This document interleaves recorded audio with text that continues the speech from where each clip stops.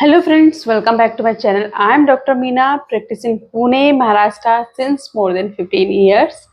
तो आज की इस वीडियो में मैं आप लोगों के साथ डिस्कस करूंगी कि अगर आपको रूट कैनाल कराने के बाद उस जगह में स्वेलिंग महसूस होती है या फिर पेन होती है या फिर इस तरीके का दर्द है कि आप बिल्कुल माउथ ओपन नहीं कर पा रहे, सो नहीं पा रहे हो, तो उसका क्या मतलब होता है, उसका क्या ट्रीटमेंट ऑप्शन होता है एंड ऐसा क्यों होता है।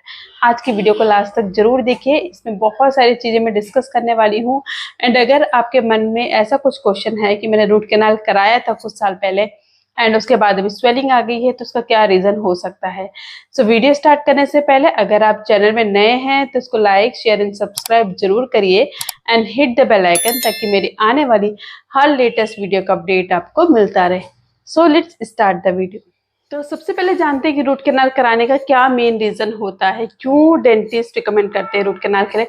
तो जैसे कि आपने कई बार नोटिस किया होगा या बहुत सारों ने रूट कैनाल कराया होगा, तो उनके अगर दांत में कोई इन्फेक्शन है, दांत में कीड़ा लग गया, दांत में सड़न हो गई है एंड वो दांत का इन्फेक्शन इतना ज़्यादा है कि उसकी नस तक चला गया एंड उस टाइम पे पेशेंट को पेन होता है, स्वेलिंग हो गई है एंड कई बार इतना पेन होता है कि पेशेंट को मोस्टली नाइट में ही पेन होता है। तो इस तरीके का पेन होता है तो डेंटिस्ट मोस्टली रिकमेंड करते हैं कि रूट कैनाल कराना पड़ेगा। आप जानते हैं कि रूट कैनाल जब करते हैं तो जितना भी इन्फेक्शन होता है दांत की रूट्स में, वो सारे रिमूव करके उसके अंदर फिलिंग मटेरियल डाल देते हैं। लेकिन अगर आपने एक बार रूट कैनाल करा दिया है एंड अगर दोबारा से आपको पेन हो रहा है तो उसका क्या रीजन होता है। अगर कभी भी किसी भी दांत में आपने रूट कैनाल कराया है एंड उसमें 2 साल बाद या 4 साल बाद या फिर 6 साल बाद या फिर कभी कभी किसी पेशेंट में ऐसा देखा गया है कि 2 महीने बाद 3 महीने बाद भी पेन स्टार्ट होता है एंड पस बन जाता है, स्वेलिंग हो जाती है, तो इसका ये मतलब होता है कि आपका जो रूट कैनाल था उसमें दोबारा से इन्फेक्शन हो गया है, यानी कि वो रूट कैनाल आपका फेल हो गया है, तो उस दांत में इन्फेक्शन हो गया है। इसके इन्फेक्शन होने के बहुत सारे रीजंस होते हैं, जैसे कि अगर रूट कैनाल प्रॉपर ढंग से ना किया गया हो उस वजह से भी फेल हो सकता है, या फिर पेशेंट की ओरल हाइजीन अच्छी नहीं है तो उसके गम से होते हुए दांतों में दोबारा से इन्फेक्शन हो सकता है। तो मल्टीपल रीजन की वजह से दांतों में रूट कैनाल फेल हो सकता है। लेकिन अब इसका ट्रीटमेंट ऑप्शन क्या होता है। हमारे पास डेली बेसिस में काफ़ी पेशेंट्स आते हैं कि मैम हमारे दांतों में रूट कैनाल हमने कराया था एंड अभी उसमें पेन हो रहा है। तो सबसे पहले हम क्या करते हैं, उसका एक्सरे लेते हैं, क्योंकि एक्सरे से हमें क्लियर कंफर्म हो जाता है कि दांत में क्या प्रॉब्लम है, क्यों रूट कैनाल फेल हुआ है। कई बार ऐसा देखने को मिलता है कि उन्होंने जहाँ से कराया था वहाँ पे फिलिंग अच्छे से नहीं किया है या फिर दांत में अच्छे से क्लीन नहीं किया है, तो इस वजह से रूट कैनाल फेल हो गया।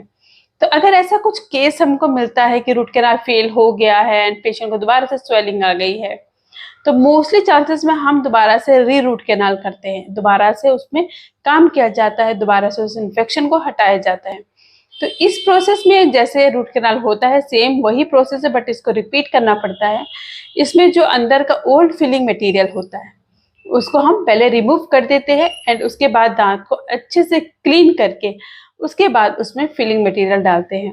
मैं इस वीडियो के जरिए सभी से यही रिक्वेस्ट करूंगी कि आप कभी भी किसी डेंटिस्ट के पास जाए तो उसके पास डेंटिस्ट का एक्सपीरियंस बहुत मैटर करता है कि कितने साल का उनका एक्सपीरियंस है एंड उनकी क्या स्पेसिफिकेशन है। एक्सपीरियंस डॉक्टर है तो उनका हाथ थोड़ा ज़्यादा क्लीन होता है, इजीली से आपका ट्रीटमेंट अच्छे से हो जाता है।